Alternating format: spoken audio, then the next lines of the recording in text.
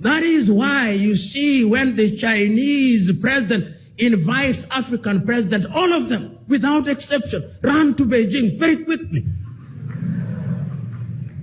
And when they get to Beijing, they are given $60 billion, all of them, the 55 of them, to share. And I ask myself, why don't you ask Nigeria's Aliko Dangote? You don't have to move. Aliko will give you 60 billion. He has it. And if he doesn't have it, you ask Patrick Motsepe from South Africa to add a little more. And if you didn't ask him, and may his soul rest in peace before he passed on, you asked Reginald Mengi here to add a little more. He could. And if it is not much, there is no shortage of Africans who can give you that money, because there is no free lunch. Because let me tell you, and I don't blame the Chinese, but I worry about them and about us.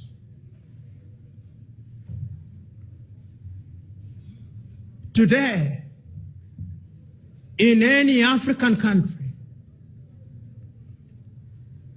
notwithstanding that over the years, our universities have produced professionals, the Chinese are the ones building our stadia.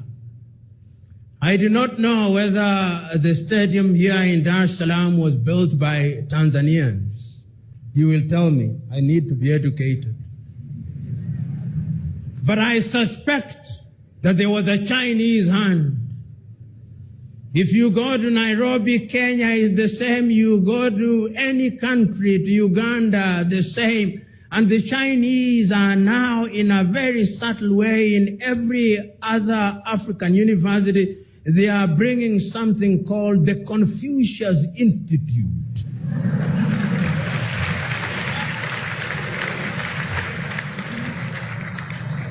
Educate me. At the University of Nairobi, there is one. In Makerere, there is one. In Zambia, there is one. My brethren Tanzanians, tell me, do you have one here?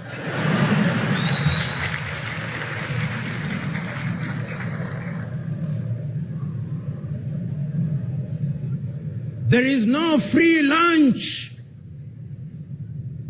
The Chinese have recognized that the mind is the standard of the man. And therefore, the way to capture our minds is to have institutes in our highest institutions of learning. Once you capture the minds of their very best, then you've captured them. In 100 years' time, we'll be wondering how they did it. This is how they did it.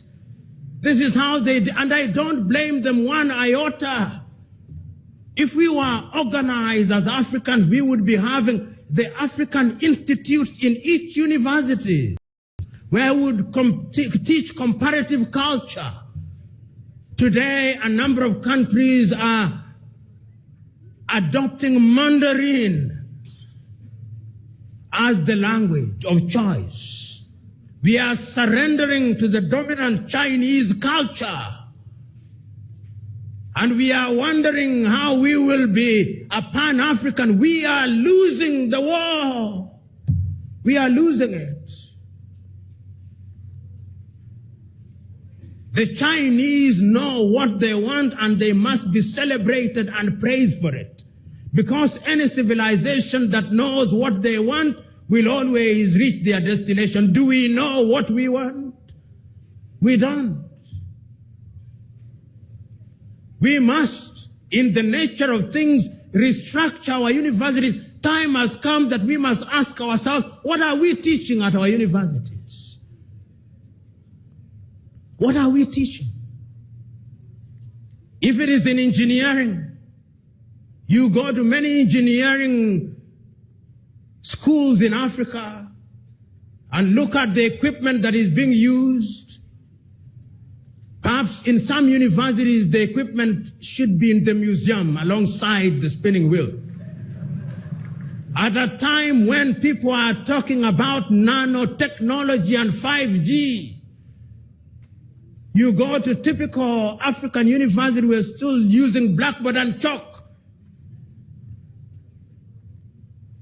And others are teaching differently, yet we think we are going to compete. We are not going to compete. Right now, people are talking about 5G. But what are we Africans doing?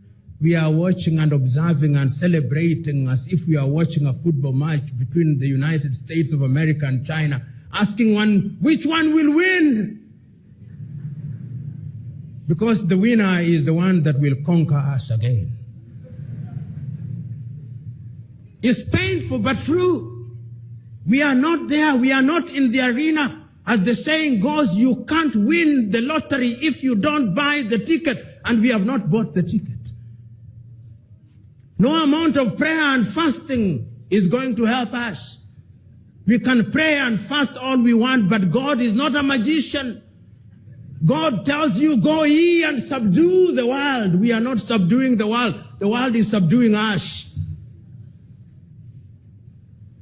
So what are we teaching?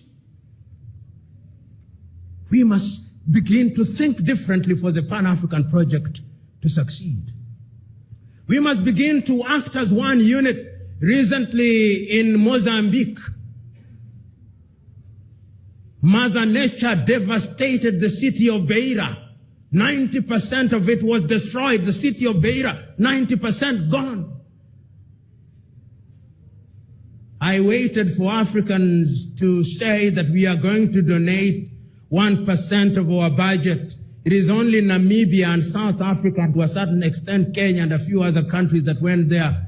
But the following week, there was a church in Notre Dame in Paris that burned, and within 1 week, they had raised 1 billion. In fact, more, I think, or approaching 1 trillion. Including a donation from a traditional chief in Cote d'Ivoire, who was very devastated that one of his brothers or somebody related to him had been baptized at the church in Notre Dame.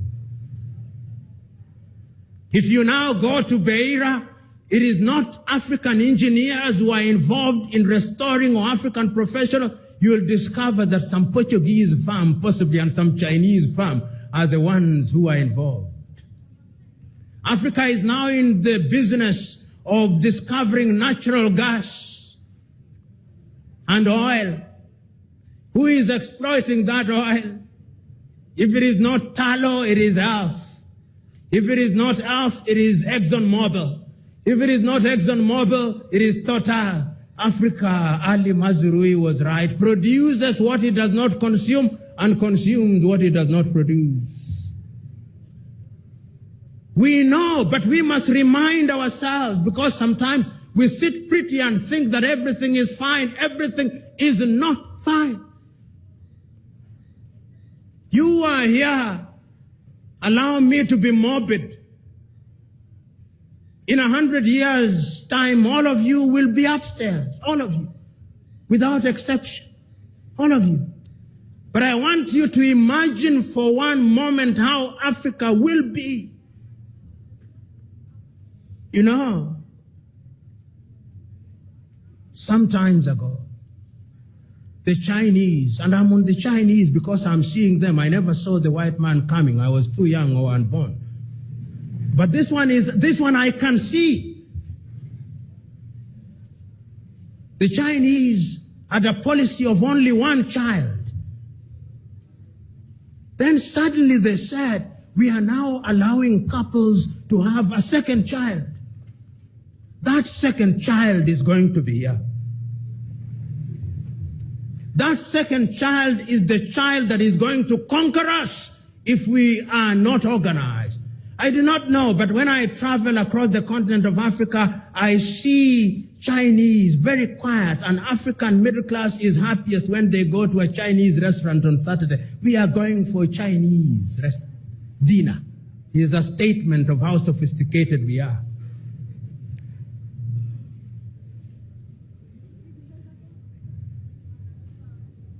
I'm submitting to us that we must do something about it.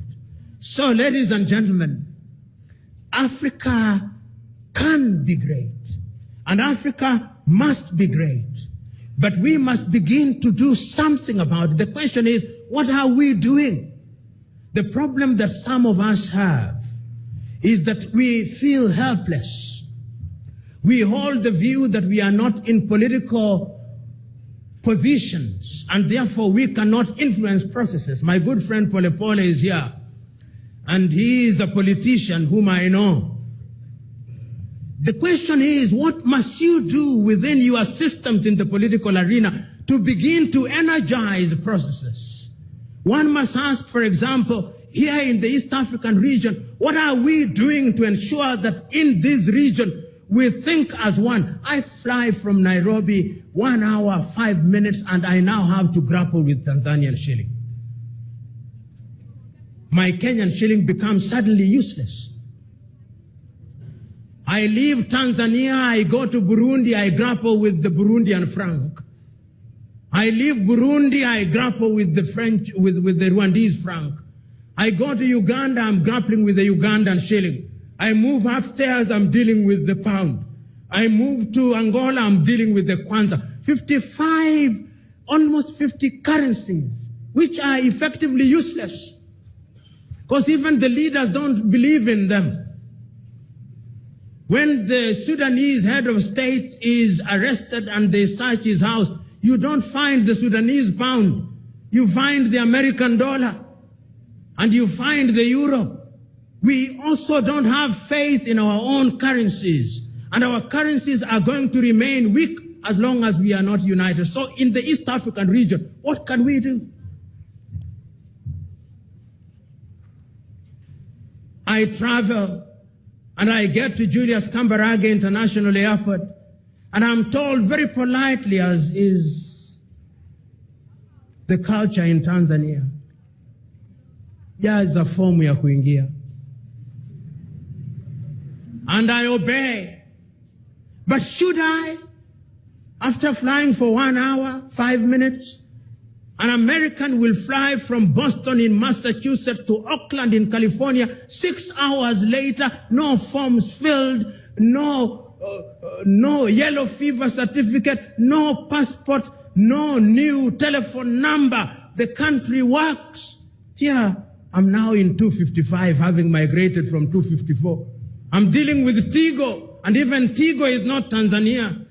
I'm dealing with Airtel, even Airtel is not Tanzania. I'm dealing with Vodafone. We own nothing.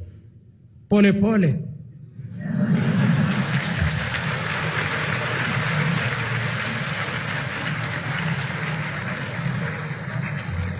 But if we are East Africa, we can begin to own things. When we begin to negotiate as East Africa and we negotiate with the EU, we begin to make sense to them. But if we are alone, somebody was telling me that African economies are growing, and I told them, yes, they are growing. But no matter how fast a goat grows, it can only be a fat goat, it can't be a cow. So what we must do is that we must combine all these little goats into a big elephant, and we'll begin to make sense. Kwame Nkrumah, may he rest in peace. How relevant you are 56 years ago today, when you spoke on that day in Addis Ababa, Ethiopia, and reminded us that Africa had to unite. If today I were to write, as Nkosana and Lamini Zuma wrote in the year 2013, if today I were to write a letter to our founding fathers who died several years ago, this is how the letter would read. I would not name all of them, but I would name the following. I would say, Dear Kwame Nkrumah, Dear Kambarage Nyerere, Dear Patrice Emery Lumumba, Dear Modibo Keita, Dear Ahmed Sekou Touré, Dear Thomas Sankara, Dear Nelson Holisa Mandela, we are gathered here today in Dar es Salaam, Tanzania, on this 25th day of May in 2019.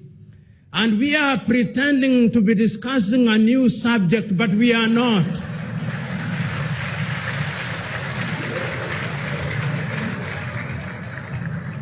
In fact, my dear fathers, we are discussing something that you discussed 56 years ago.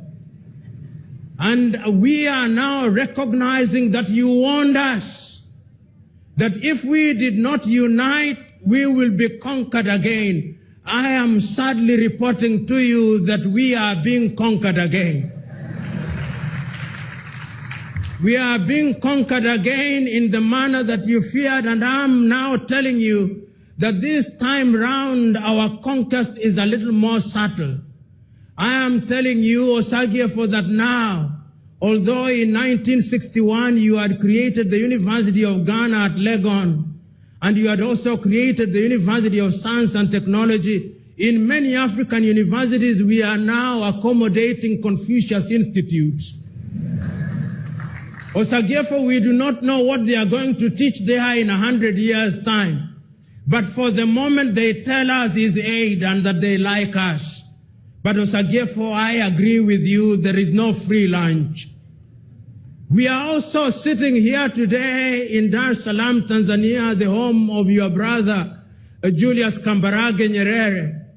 And we also are reminding ourselves that Nyerere came up with a philosophy called Ujamaa, which was self-reliance. We can now tell you that in substance, Mwalimu was right. But unfortunately, we are still importing things from Europe. We now have mobile phones, which you did not have when you were alive. But unfortunately, Mwalimu, those mobile phones, none of them is made in Africa. Last week, we saw an attempt by somebody to claim that one was made in Rwanda, but I suspect it was only assembled in Rwanda. Mwalimu, we are trying. I can now also confirm to you that we have many political parties, just as you feared, Osagyefo. In Congo, there are 233. But Congo is not at peace. In Tanzania, they don't have very many, but I can assure you CCM is still doing very well.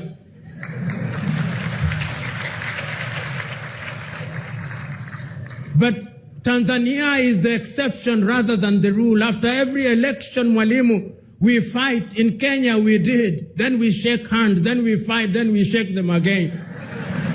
We are in the business of shaking hands. In Central Africa, we are fighting. Our young men and women are drowning in the Mediterranean Sea. We now know you are right. And therefore, going forward, we are today taking a solemn vow that each one of us will use the resources at our disposal, and that we are going as a product of this conference to send a paper which will emanate out of Julius Kambarage Festival, which paper will be sent to the African Union. And that paper will tell the African Union that there is a sense of urgency. And it will not stop there. That paper will also be sent to all the 55 African heads of state, reminding them that there is need for Africa to trade with ourselves, that there is need for Africans to travel on one visa, that there is need for Africans to have one currency, that there is need for Africans to define ourselves. And Osagyefo, I remind you, I remember during your lifetime, you hosted both Malcolm X and Martin Luther King Jr. And I am reminded that at one time he was asking his people in the United States of America how long it would take to unite Africa. We are now telling you that it's not too long. It is not going to be long, because young men and women are now telling us that we unite or we perish. Osagyefo, Mwalimu, Seko, I would have written a longer letter, but I can now see that my audience wants to go for lunch. Permit me, therefore, to stop here in the knowledge that Pan-Africanism is alive and well, and Africa will realize our potential even if it takes 100 years. God bless you.